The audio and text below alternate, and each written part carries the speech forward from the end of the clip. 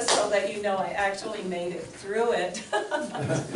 Let me put the final picture up. I live to tell about this. I'm right here, and my granddaughter's right there.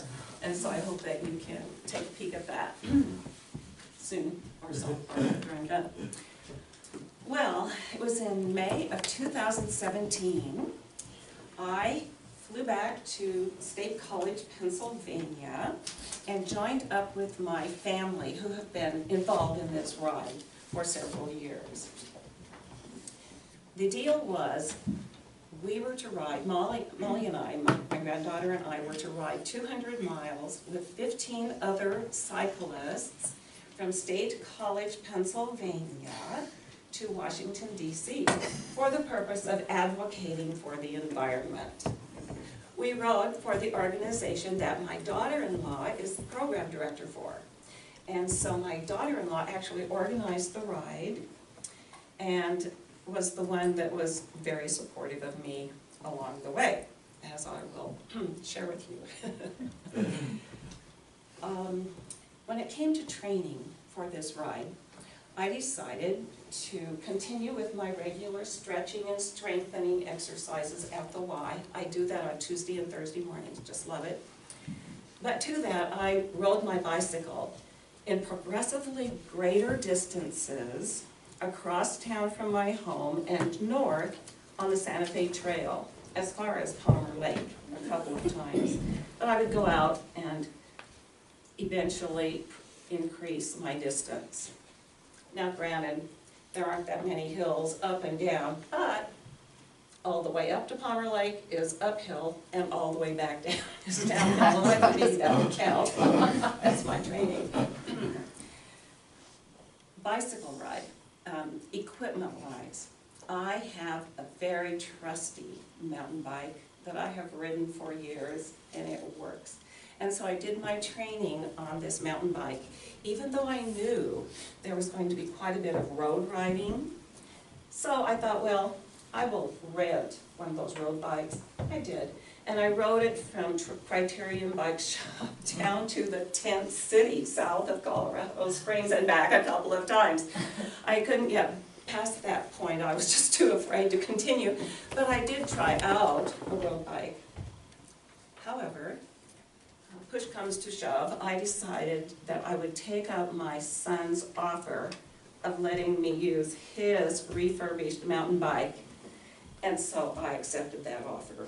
I felt much safer with the idea that I would be on equipment that I understood, that I knew I could get around on, and those road bikes have those skinny little tires. And sometimes when you push in on the brakes, you can go right over the handlebars. That didn't happen to me, but I was warned. And I didn't want to get too excited and do that. So another part of my preparation was contacting the aides of the senators and representatives from Colorado in their offices in Washington, D.C. So I set up appointments to see the aid of Senator Michael Bennet, Senator Cory Gardner, Representative Diana DeGette, and Representative Doug Lamborn. Because I was writing for a non-denominational, non-partisan, non-sectarian organization that believes in talking to other people that we might not agree with. So I set this all up, and my daughter-in-law assigned me the mentor that you mentioned. This woman who was just a couple of years younger than I, but the first time that I encountered her was in the conference call, the group conference call, when we introduced ourselves to each other. And right out of the blue she said, "How old are you?" I was like, I was in Colorado on my first conference call, actually, wasn't really sure what to do. And I was shocked at first, but I gathered my composure as much as I could, and I answered her question as politely as I could. And later on, I found out that she thought I was going to displace her as being the oldest person on the ride. She didn't want that to happen. And especially, we became pretty good friends after she realized that she could outride me very easily.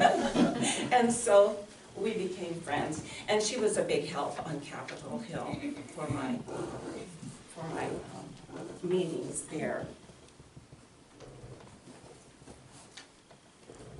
I was unprepared. I was so unprepared. I started out too fast the first day. I became overheated and actually had to stop partway up the very first 20-mile ride up this pretty steep incline road. It was a gravel road. I just had to stop and catch my breath and rest. I was so embarrassed. As I was sitting there like an deflated inner tube on the road, people were just going by me. And I thought, oh no. But my daughter-in-law stayed with me, called my son, and he came and rescued me. Drove me to the top of the pass. And once I had rested, I was feeling a lot better, and he said, would you like to continue, or do you want to go back home with me to State College? I chose to continue, and I was so glad that I did. Over the summit, I started blitzing down the hill on the other side. It was just wonderful. I was by myself on my bicycle. This was a pretty steep paved road through the most lush forests, and I could smell blossoms from the spring flowers and the trees and the silage. It was just the most sensuous experience going down the other side, but that totally revived me, and I could go fast. It was great. So, getting started is half the battle, right, in life. I forget who it was, but the first thing in life is you've got to show up. And so I showed up, and I had a wonderful time because of my family. They were so supportive. I couldn't have done it without them. And here is a picture of my group in front of the Lincoln Memorial in Washington, D.C. And so there we go.